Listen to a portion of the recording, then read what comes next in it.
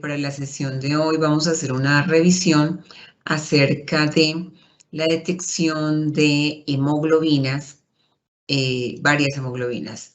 De pronto una de las que más conocemos nosotros es la hemoglobina 1C, porque es muy común en el tamizaje y en el screening y seguimiento del paciente diabético, pero vamos a hablar también de otras hemoglobinas como la S, la C, la D y la E. Lo que tengo aquí en esta primera diapositiva es una molécula de hemoglobina que me encanta, que muestra ahí sus dos cadenas beta y sus dos cadenas alfa. Y esto es un cromatograma en donde se están detectando varias hemoglobinas. No es que haya un paciente que tenga todas estas, no, sino que este es un cromatograma que nos muestra más o menos el tiempo de retención que tendría la hemoglobina para cada una de estos tipos de hemoglobina en un sistema de HPLC. Entonces, bueno, esa es como la introducción. Para la presentación de hoy vamos a seguir como esta agenda. Vamos a hablar de la estructura de la molécula de hemoglobina, vamos a hablar de las hemoglobinas en la vida fetal y adulta, de hemoglobinopatías, por supuesto, de epidemiología de algunos estudios que hemos realizado y tenemos las fuentes bibliográficas en Colombia, métodos de detección y vamos a hablar de bibliotecas de variantes de hemoglobina. Acá podemos ver que la molécula de hemoglobina, la hemoglobina A específicamente, es una molécula que se encuentra en los glóbulos rojos y es responsable de transportar el oxígeno. Es la molécula transportadora de oxígeno por excelencia, aunque no es la única que transporta oxígeno, sí es la molécula transportadora de oxígeno por excelencia. Esta estructura de la hemoglobina 1C es una estructura tetramérica, 4 unidades, cadenas de globina, y cada una de ellas tiene dentro de ella eh, el anillo porfirínico que va a contener el hierro que se oxida y se desoxida y que a través de ese mecanismo va a hacer el transporte de oxígeno. Pues bueno, esta es la estructura de una molécula de hemoglobina A normal, que es además la que más se encuentra presente en un adulto normal y la que más se encuentra obviamente en el mundo. Bueno, miremos acá un poco cómo es la hemoglobina de un paciente adulto normal.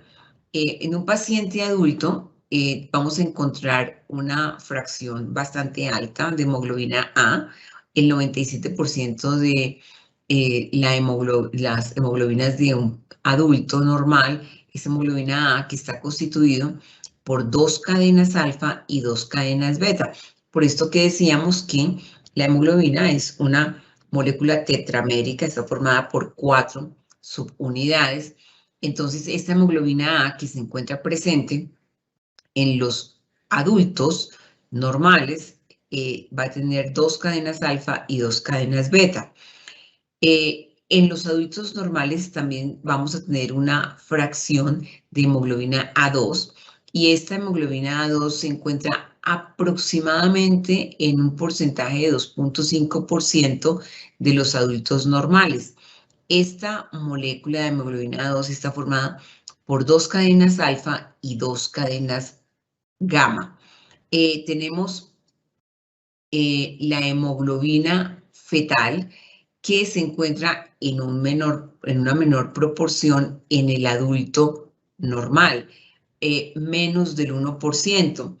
Y vamos a hablar, nos vamos a saltar ahora de volvernos aquí la hemoglobina A, porque esa hemoglobina A puede ser también de varios tipos. La hemoglobina A sub 0, que es el mayor porcentaje de hemoglobina A que tenemos, y la hemoglobina A1. Esa hemoglobina A1 la tenemos aproximadamente en una proporción del 7%. Y esta hemoglobina A1 podemos tener varios tipos de hemoglobina A1, como la A1A, la A1B y la A1C.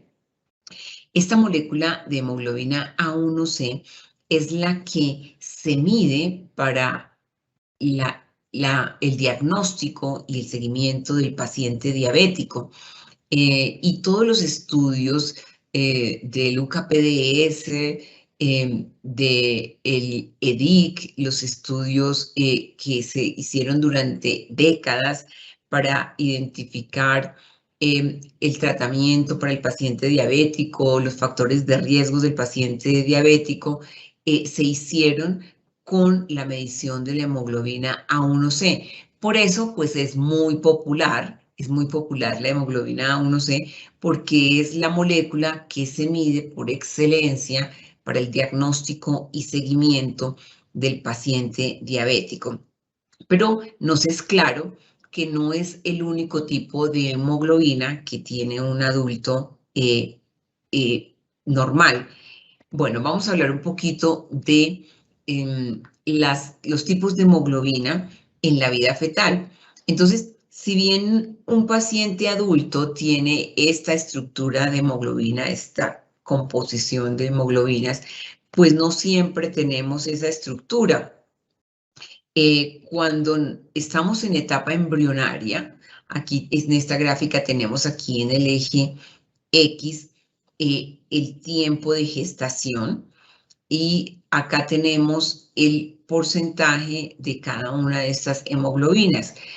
Cuando estamos en la vida intrauterina, aquí que nos está marcando esta línea, más o menos el momento del nacimiento acá, en este rango, podemos nacer en este rango de tiempo, pues no tenemos las dos cadenas alfa y las dos cadenas beta, que son características de la hemoglobina del adulto, sino que tenemos hemoglobinas alfa, sí, pero también tenemos hemoglobinas gamma y epsilon. Es decir, que en la vida intrauterina, pues tenemos muchísimas otras, bueno, muchísimas no, otros tipos de hemoglobina. Y pues lo que nosotros vemos acá, por ejemplo, es que la hemoglobina fetal es una hemoglobina que está compuesta por cadenas alfa y cadenas gamma, y entonces vemos acá que en la medida en que se van disminuyendo estas cadenas gamma, pues entonces obviamente también se disminuirá la presencia de la hemoglobina fetal. Acá podemos ver en este cuadro un resumen de algunas hemoglobinas embrionarias como esta, como las Gower 1, Gower 2, que están presentes en el embrión, pero solamente hasta el segundo mes de gestación. Después entonces viene la de Portland, que está presente en el embrión y sigue hasta el nacimiento, y la hemoglobina fetal, que está presente en el embrión, en el neonato, y sigue presente más o menos en una alta proporción hasta que el bebé tiene más o menos 1 año de edad y después ya se estabiliza. Y tenemos la hemoglobina A, que es la hemoglobina que decíamos que se encuentra en un 97% aproximadamente en un adulto normal. La hemoglobina A2, que decimos que está aproximadamente en un 2.5% y que cuando hay alguna característica de talasemia, pues se nos eleva esa A2. Tenemos la hemoglobina H, que pues es un tipo de hemoglobinopatía, y bueno, y tenemos aquí la hemoglobina de Barr, que pues que tiene otros tipos de cadenas tetraméricas diferentes a las alfa y a las beta. Entonces, así como tenemos la hemoglobina de Barr o la hemoglobina H, pues también hay otros tipos de hemoglobina que están presentes en algunas poblaciones y en una parte de la población. Aquí vamos a ver, esto es un cromatograma de hemoglobinas, y acá lo que podemos ver es cómo sería la estructura de un cromatograma normal. Esta es un cromatograma por hemoglobina 1C y por eso está aquí el color de fondo es azulito. que nos está marcando esa hemoglobina 1C, pero este pico que vemos aquí grande es la hemoglobina A, que se une con la A2 y que forman casi que un solo pico. Entonces, esto es un adulto normal, así veríamos un cromatograma de un adulto normal, pero como decimos, existen otros tipos de hemoglobina que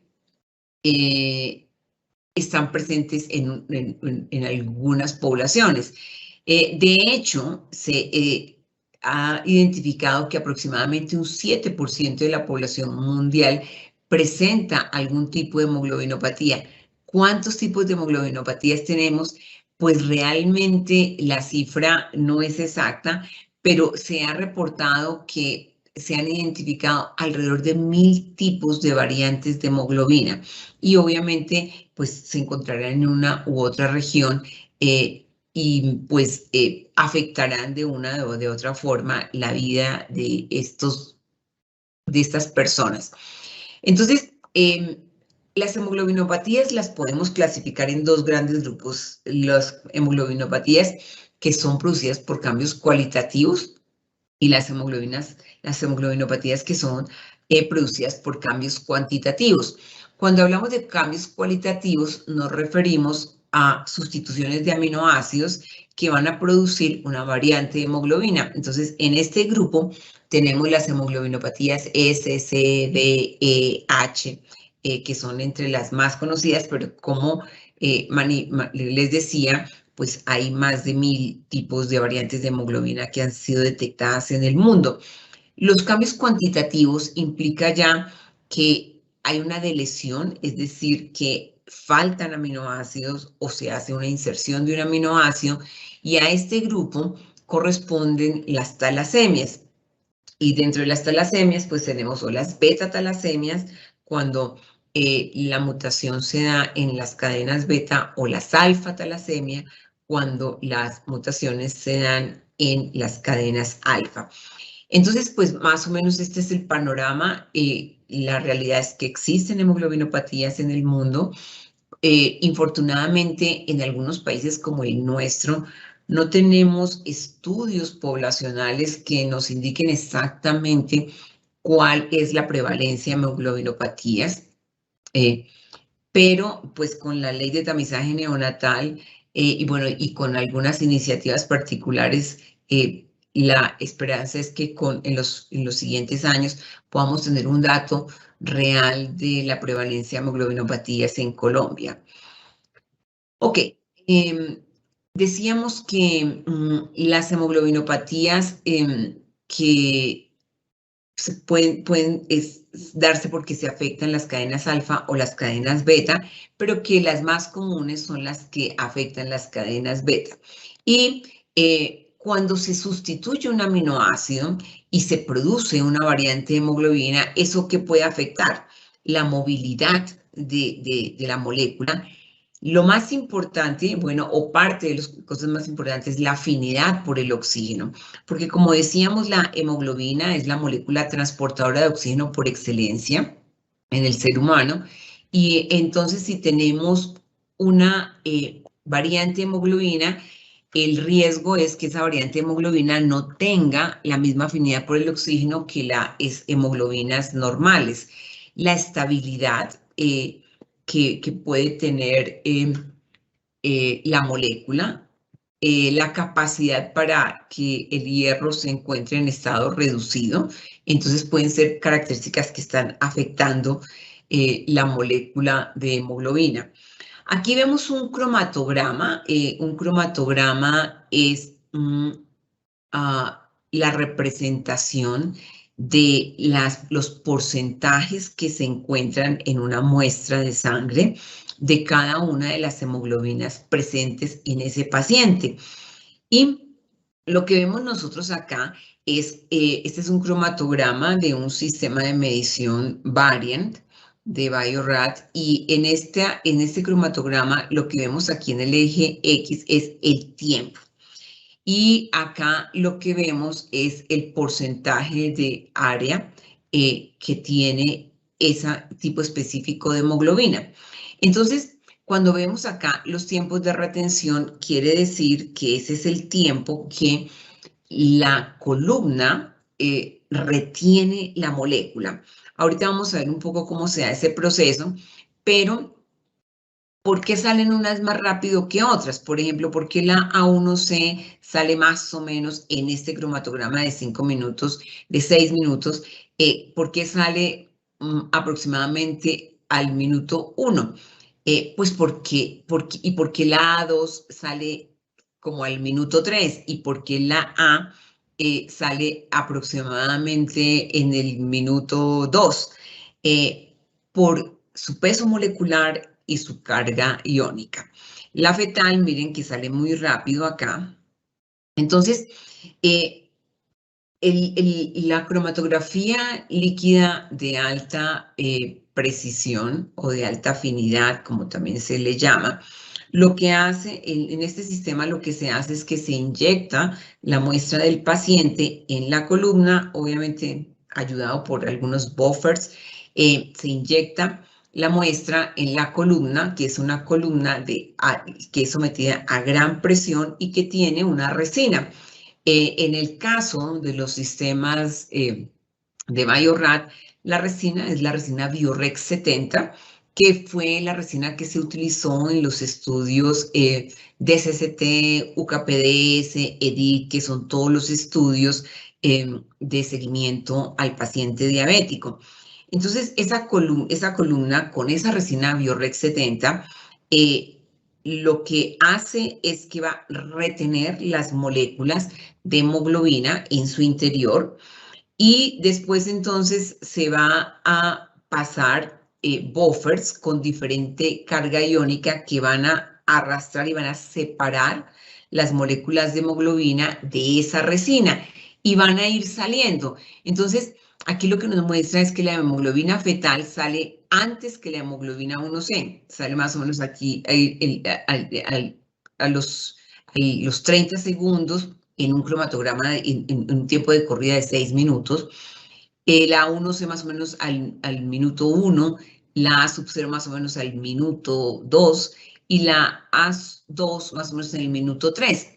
Entonces, esa caracterización de qué molécula se retiene y se libera en cada minuto y cada segundo está ya muy caracterizado y eso es lo que permite distinguir las variantes de hemoglobina o los tipos de hemoglobina normales o variantes o hemoglobinopatías que tenga un ser humano, que es el mismo principio básicamente de la electroforesis, que es otro método que se utiliza para la detección de hemoglobinas en general.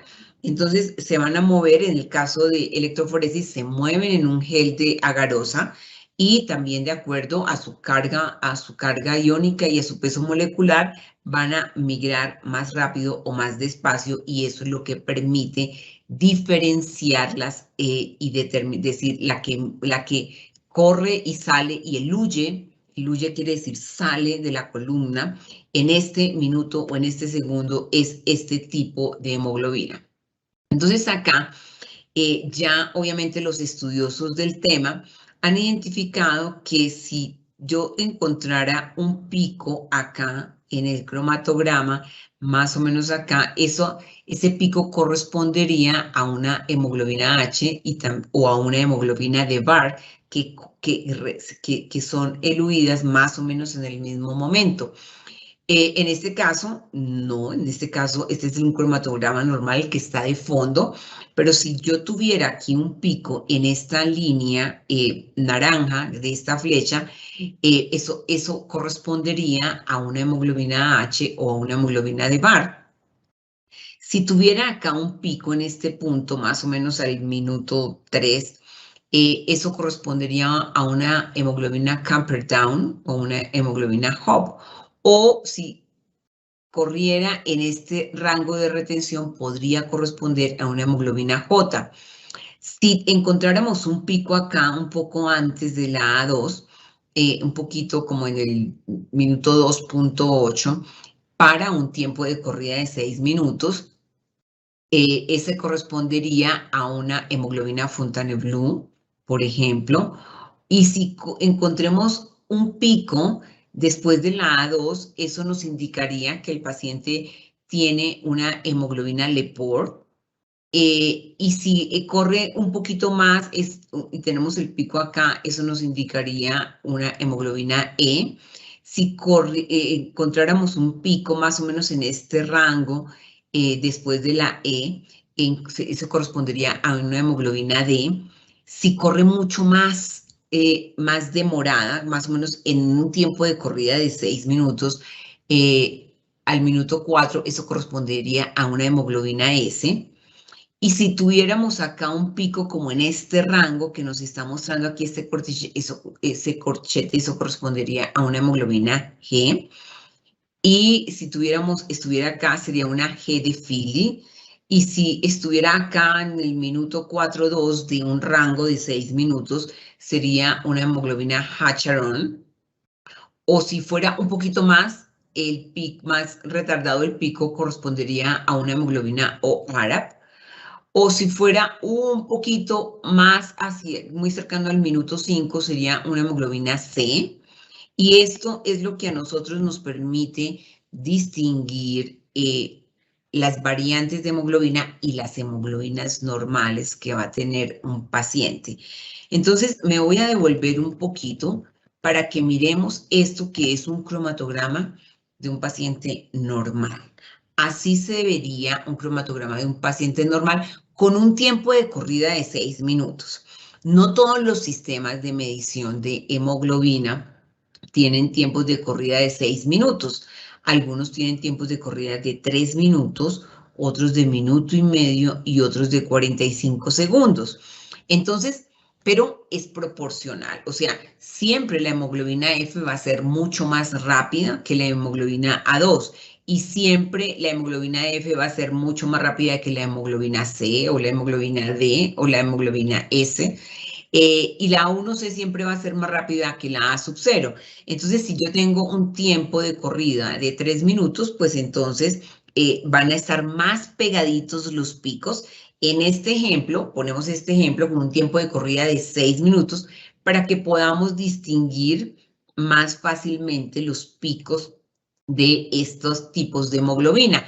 Pero que nos quede claro que si el tiempo de corrida es de 3 minutos, pues entonces los picos van a estar más juntos. Y si el tiempo de corrida es de minuto y medio, pues más juntos. Y si es de 45 segundos, pues mucho más juntos. Ok, entonces vamos a continuar acá con un cromatograma de una hemoglobina S. Entonces, si yo tengo una hemoglobina de este tipo, si yo veo este cromatograma en mi laboratorio, pues yo sé que ese cromatograma no es normal porque tengo acá un pico de hemoglobina aquí antes de la A1C y tengo otro pico de hemoglobina acá después de la A2. Este cromatograma, obviamente el sistema de medición me lo identifica y me dice acá cuáles son los tiempos de retención. Entonces me va a decir la A1B retiene al minuto 0.25, la A1C al minuto 0.8, la A2 va retener al minuto 3.09. Aquí tenemos una desconocida. Acá tenemos una desconocida, como lo podemos ver, ¿no? Esta de 0.14, que es este pico grande acá. Una desconocida acá en 3.38, más o menos por acá, acá. Y la ventana, llamamos ventana a esto al lapso del tiempo de retención en 4.04 es esta hemoglobina S que ya está muy caracterizada. Ya está muy caracterizada. Hay unas que están muy caracterizadas ya y ya se identifica cuál es el tiempo de retención. Y lo que nos va a indicar ahora acá es el porcentaje de área que tiene bajo la curva y que nos va a indicar el porcentaje de concentración que tiene este tipo de hemoglobina en todas las moléculas de hemoglobina del paciente. Por ejemplo, acá nos está diciendo que el paciente tiene un 70% de hemoglobina S.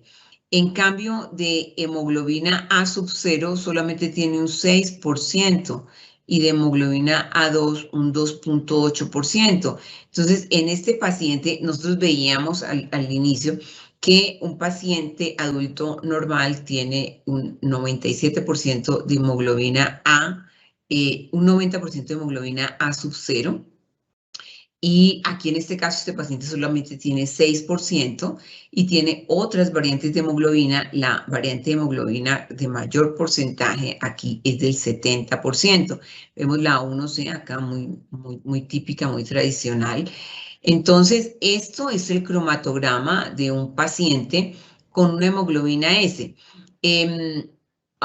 Tiene alta prevalencia en África. En África realmente hay mucha presencia de hemoglobinopatías, pero en Colombia también la hemoglobina S es una de las hemoglobinopatías más frecuentes. Esta hemoglobina S se da porque hay una sustitución de uno de los aminoácidos, el ácido glutámico, por otro que es la valina, y genera esta transformación. En el caso de la hemoglobina S, uno de los signos es que el eritrocito cambia la forma y se convierte como una media luna, y pues también por eso se le llama también tradicionalmente sickle cell o hemoglobinopatía S o de células falciformes, también se le llama así, pues esa es la hemoglobina S.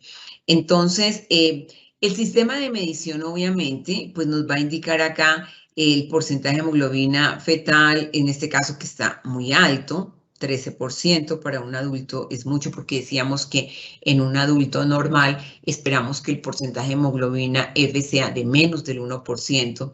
La 1C, pues sabemos los rangos que nos da la Asociación Americana de Diabetes, hasta 5.7 es normal, y el porcentaje de hemoglobina A2 en este caso aparece pues similar, pero vemos obviamente la presencia de esa hemoglobinopatía S. Acá tenemos un cromatograma con una hemoglobina C. Acá vemos entonces que el tiempo de retención, voy a devolverme acá, en el tiempo de retención igual, ¿cierto? O sea, esto es 6 minutos, pero como les cuento, hay sistemas de medición también por HPLC que hacen la corrida en 3 minutos, otros en 1 minuto y medio y otros en 45 segundos, pero entonces la diferencia es que vamos a ver los picos más junticos. Pero vemos acá que, por ejemplo, la hemoglobina S, el tiempo de retención es de 4.04 versus 4.77, que es el tiempo de retención de la hemoglobina C. ¿Qué quiere decir? Pues que la hemoglobina C tiene un peso molecular o una carga iónica que hace que sea más tiempo retenida por la columna del sistema de HPLC. No se suelta tan rápido, o sea, las que más rápido se sueltan de la columna son la F, la A1C, y entonces ya vemos que la S pues sale antes que la C en este caso. Bueno, esta pues también tiene alta prevalencia en África, también en América Latina. Se produce por sustitución del ácido glutámico por la lisina. Conduce a una leve y moderada anemia hemolítica, puede generar esplenomegalia, cálculos biliares, y pues acá por HPLC pues está muy caracterizado el tiempo de retención. Bueno, pues ¿cuántas hemoglobinas, cuántas variantes de hemoglobina existen? Pues ya decíamos que alrededor de 1000 se han detectado e identificado en el mundo. En Colombia no tenemos mucha certeza porque nosotros en Colombia no tenemos tamizaje obligatorio hasta este momento de hemoglobinopatías.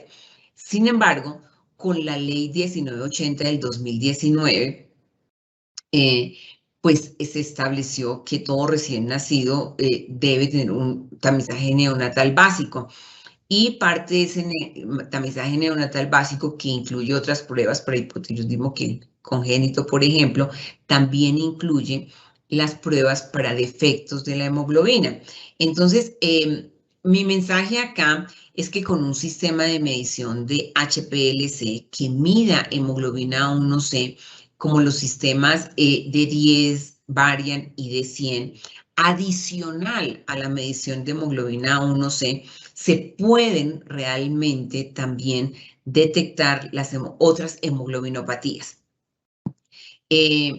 Porque el sistema lo que hace es que retiene las hemoglobinas y las va diluyendo, las va soltando de su columna, y el sistema pues va graficando y va cuantificando qué es lo que va saliendo, no solamente la A1C. O sea, la A1C obviamente tiene mucho foco clínico para el seguimiento del paciente diabético, pero el mensaje que les quiero dejar acá es que con un cromatograma para hemoglobina 1C, yo también puedo identificar otras variantes de hemoglobina, o bueno, otros tipos de hemoglobina.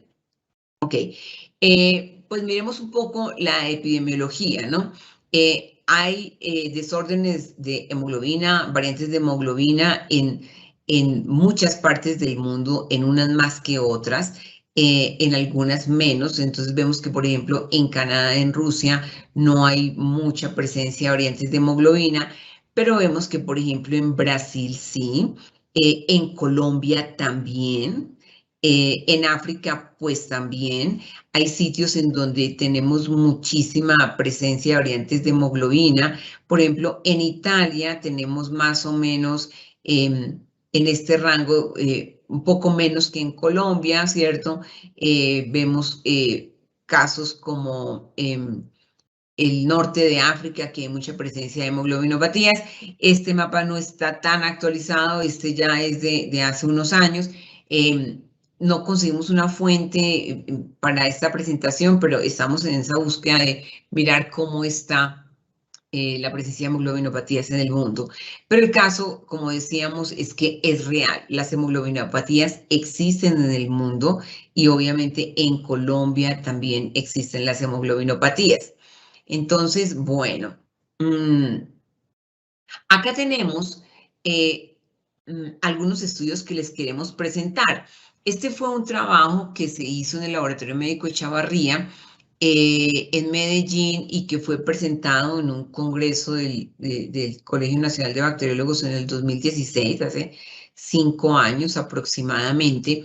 Se hizo en un sistema de medición, en un Varian, y también en un D10. Se utilizaron estos dos sistemas de medición, que los dos son sistemas con HPLC. ¿Y qué se encontró acá? El objetivo era determinar la prevalencia de hemoglobinas S y C en la población adulta. En ese momento, en el 2016, el sistema de medición que ellos tenían, que eran de 10 y Varian, detectaba la presencia de hemoglobinas S y C. Y también pues mirar la prevalencia de diabetes.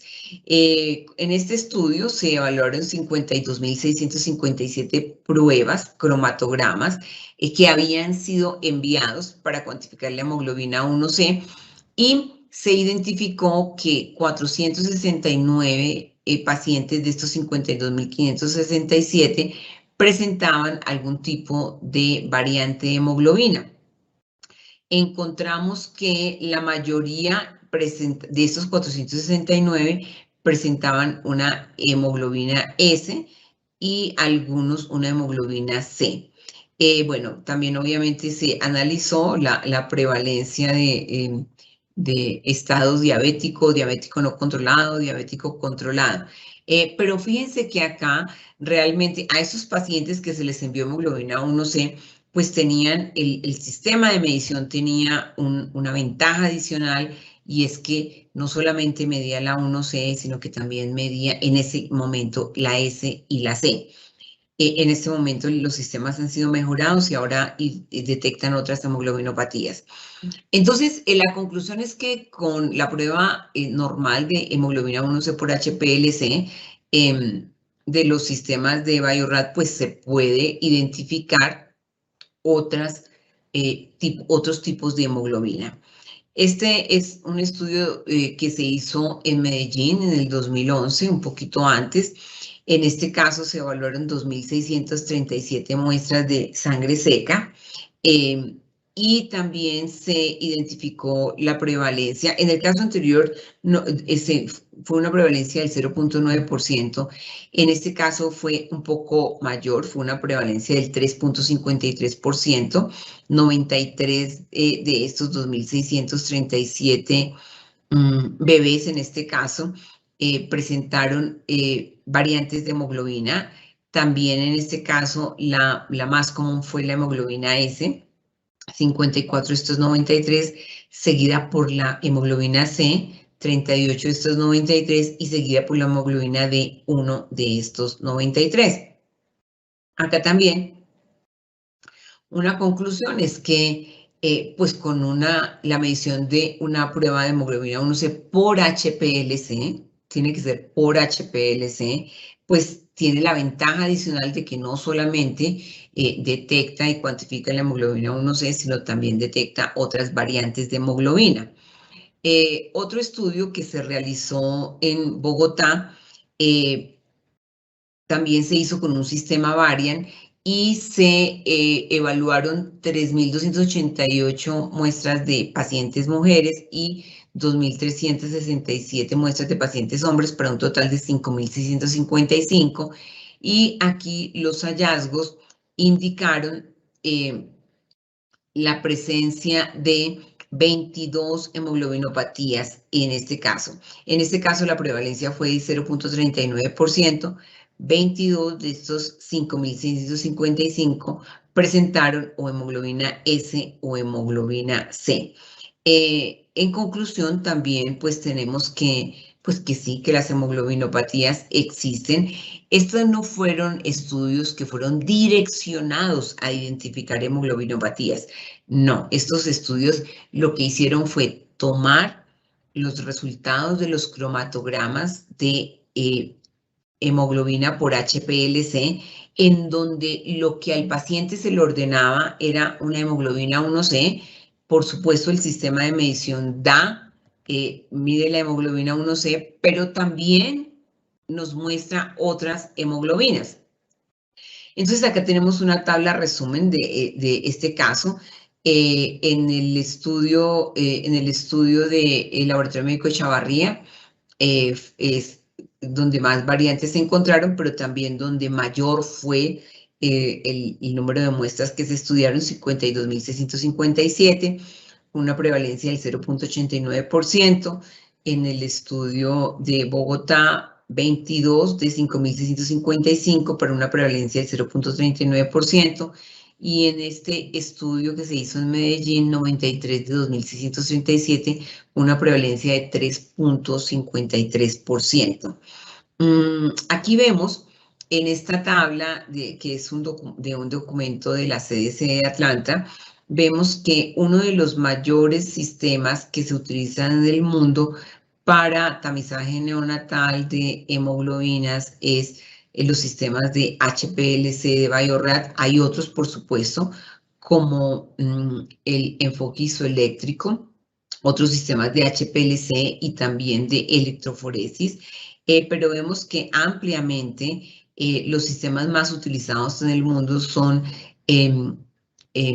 enfoque isoeléctrico y HPLC. Esos son los sistemas más utilizados. Bueno, acá miremos qué es el HPLC. Entonces, el HPLC viene las siglas del inglés de High Performance Liquid Chromatography, cromatografía líquida de alto desempeño. También se le ha traducido como cromatografía líquida de alta precisión.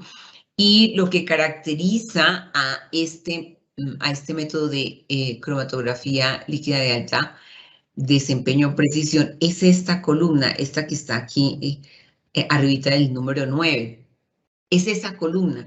La columna ahí se ve grande, pero realmente la columna es pequeña. La columna es pequeña y muy compacta. Y la columna es pequeña, pero se pone en un engranaje que está encargado de generar la alta presión para que se inyecte la muestra del paciente y se pueda hacer la separación de las moléculas.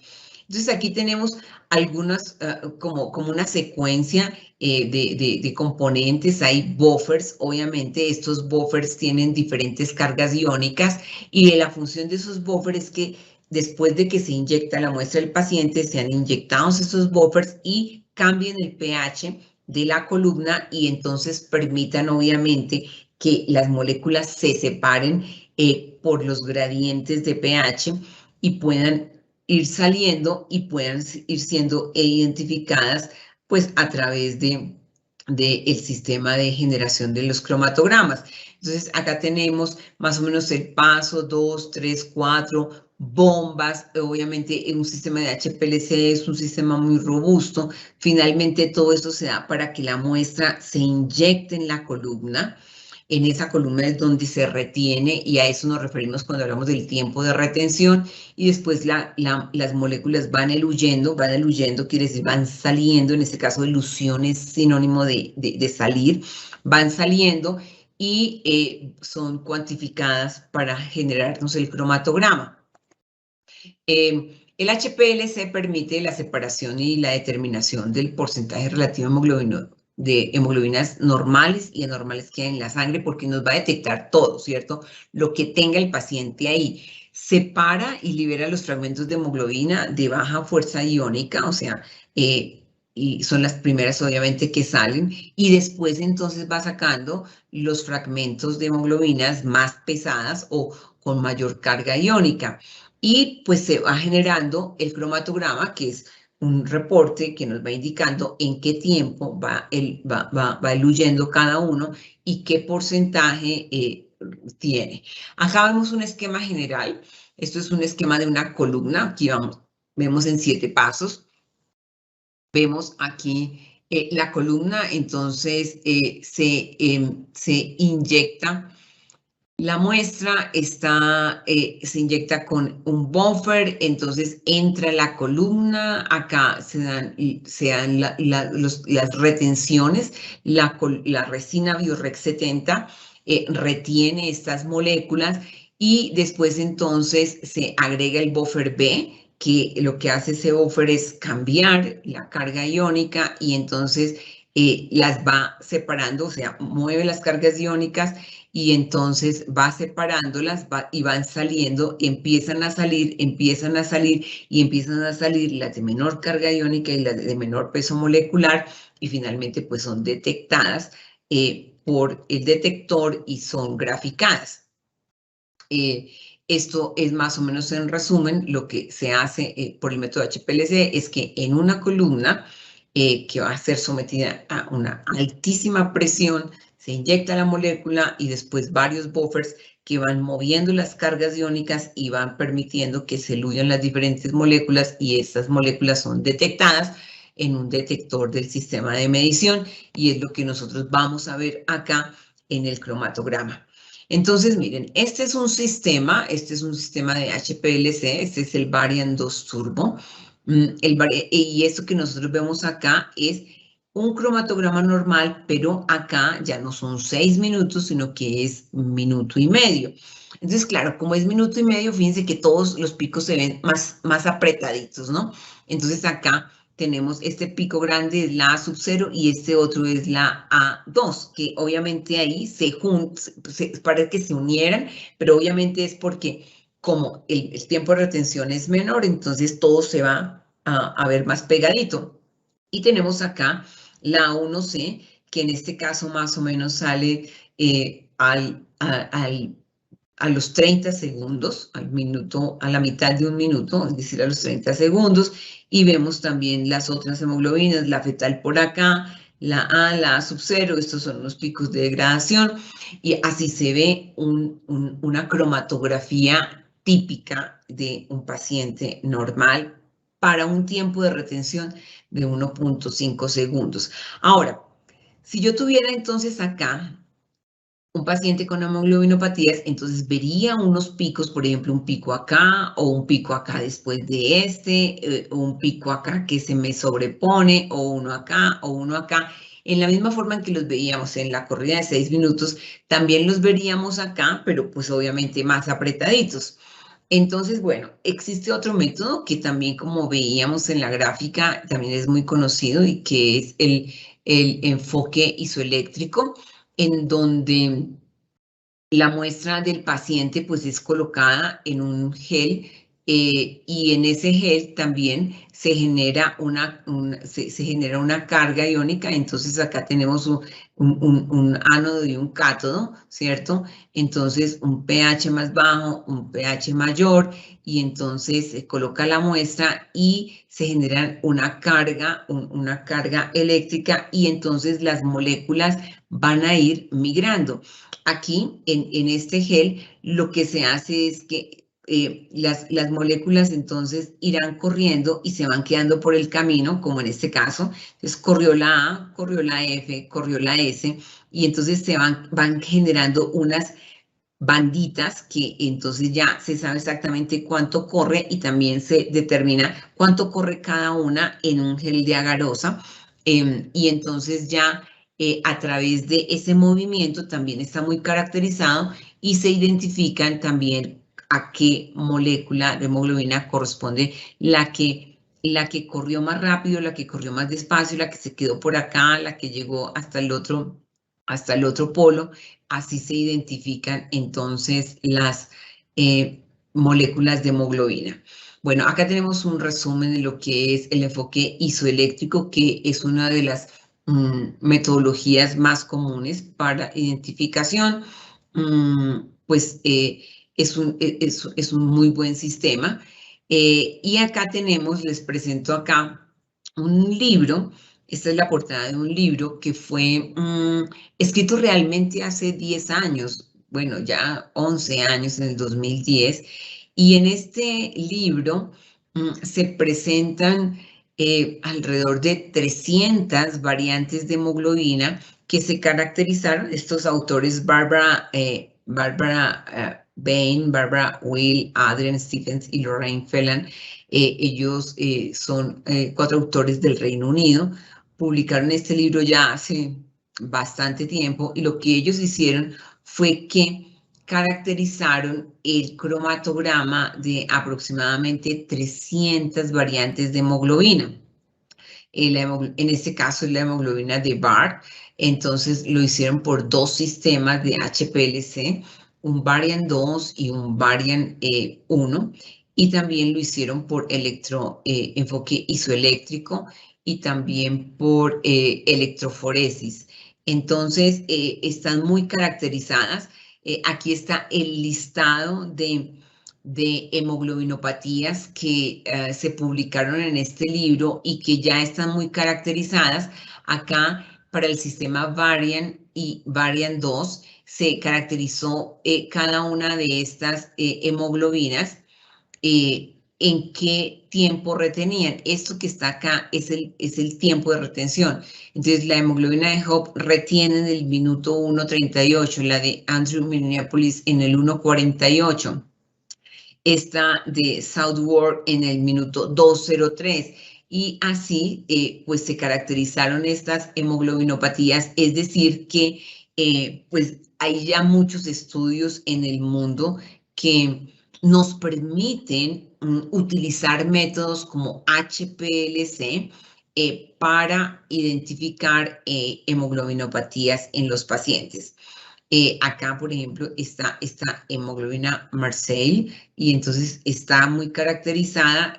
Acá, por ejemplo, está este pico acá que tenemos, y también pues ha sido caracterizada por métodos de electroforesis. Específicamente, Bio-Rad ha construido una biblioteca de variantes de hemoglobina que es de acceso gratuito. Cualquiera puede entrar a la página web de Library of Variants de Bio-Rad y encontrar, tomar la información. O sea, es de acceso libre y gratuito. Y lo que ha hecho Bio-Rad en esta biblioteca de variantes de hemoglobina es que ha colocado para cada plataforma los cromatogramas típicos de diferentes variantes de hemoglobina. Entonces, si yo tengo un sistema Variant 2 y le digo con un programa específico que se llama Dual, le doy doble clic acá y me van a salir diferentes cromatogramas que corresponden a diferentes variantes de hemoglobina. Si tengo un sistema de 10, también lo puedo hacer con el Dual Program o con el normal. Si tengo un sistema Variant 2 Turbo o Variant solito, o tengo un sistema Variant NBS también, o tengo un sistema de 100 también. Con cualquiera de estos 6 sistemas de medición que se tengan en el laboratorio, que tradicionalmente se usan solamente para reportar hemoglobina 1C.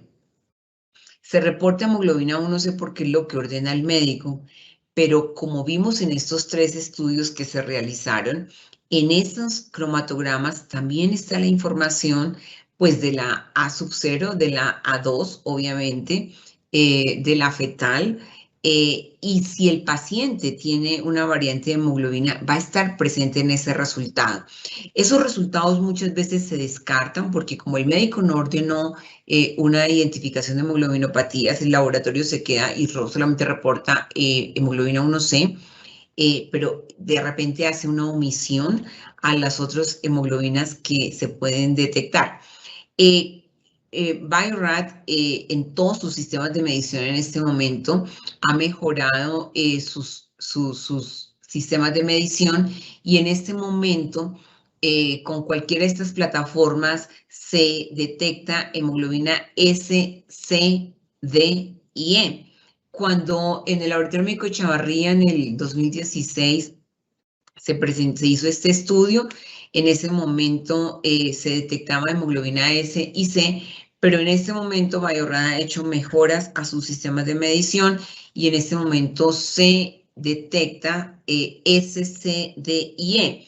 Quiere decir, detecta S, C, D y E, que si el paciente tiene una hemoglobina S, le va a salir el cromatograma S Windows, ventana S. Si tiene S, le va a salir C Windows, ventana C. Si tiene D, le va a salir D Windows, ventana D. O si tiene E, le va a salir en el cromatograma E Windows, ventana E.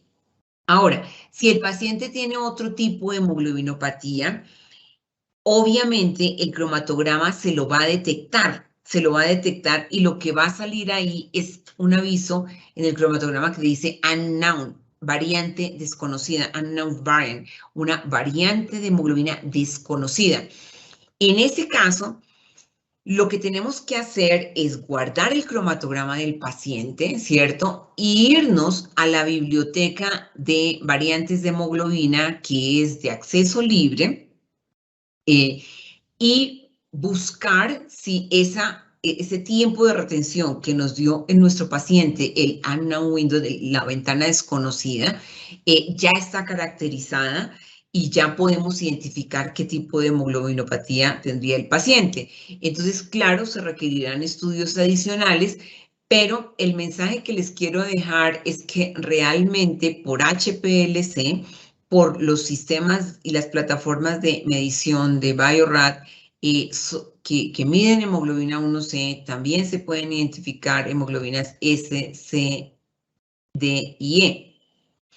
Este es el sistema D10, un sistema HPLC que tiene pues una capacidad menor, o sea, acá tiene un rack en donde caben 10 tubos, entonces, y cada muestra, el tiempo de procesamiento de cada muestra es de 3 minutos.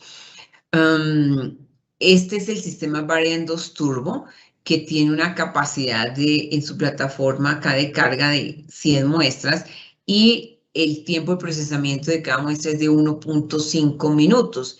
Y este es el sistema de 100, que tiene una capacidad de más de 100 muestras y tiene un tiempo de procesamiento de 45 segundos por cada muestra. Entonces, en cualquiera de estos 3 sistemas vamos a identificar S, C, D y E. Si el paciente tiene otro tipo de variante de hemoglobina distinta a estos, pues le va a aparecer un pico y el cromatograma lo va a reportar como variante desconocida. En ese caso, lo que tenemos que hacer es comunicarse con una persona de Quick, obviamente, y que con mucho gusto ayudaremos a identificar qué tipo de hemoglobinopatía tiene el paciente. Y obviamente, pues sabemos que se requerirán estudios adicionales, pero el mensaje es que con una prueba muy sencilla nosotros podemos identificar variantes de hemoglobina y obviamente, como ustedes veían, la hemoglobinopatía más popular en el mundo, pues más común es la S, y el sistema de Bio-Rad pues la tiene presente. Entonces, miren, acá les quiero mostrar esto. Esto es un cromatograma de un Variant 2 Turbo. Y entonces acá tenemos, por ejemplo, un pico aquí en el 0,5, en el minuto 0,5, más o menos, acá más o menos como en el 0,39, acá Entonces acá, ¿qué es lo que me dice? Me dice, hay un pico desconocido, unknown, pero me está diciendo, miren, aquí hay un pico desconocido. Ya nos está diciendo que ese paciente tiene una variante de hemoglobina. ¿Cuál? En ese momento no lo sabemos, pero sí nos podemos ir a hacerle más estudios a este paciente y sabemos que ese paciente tiene una variante de hemoglobina. Obviamente, ya para identificarla, tendremos que hacer la corrida, de pronto no en 1,5 minutos, sino de pronto en un sistema de 3 o 6 minutos, para que me la separe mejor, pero el sistema de medición me permite identificar las variantes de hemoglobina. Esto, por ejemplo, es característico de una hemoglobina HOP. Y acá tenemos otro caso de un cromatograma en donde puedo ver también aquí una variante desconocida con un tiempo de retención de 0,663 acá. Estoy viendo yo este pico acá. Que está antecitos de la A1C. Mire, esta es la 1C. La 1C normalmente es la que solicitan los médicos y es la que se hace en el laboratorio, pero acá yo estoy identificando que este paciente tiene una variante de hemoglobina. En este caso, ya después, obviamente, cuando yo hago el estudio, se identificó y se determinó que esta es una hemoglobinopatía búfalo. Así como estos, tenemos muchísimos casos. Por ejemplo, acá también esto es del sistema Variant 2 Turbo. Y acá tenemos que acá la variante desconocida está por acá en el 0,179, por acá, ¿sí? Y pues tenemos acá esta bueno, perdón, acá. Esta está acá, esta hemoglobinopatía está acá, la Baltimore, en 0,86.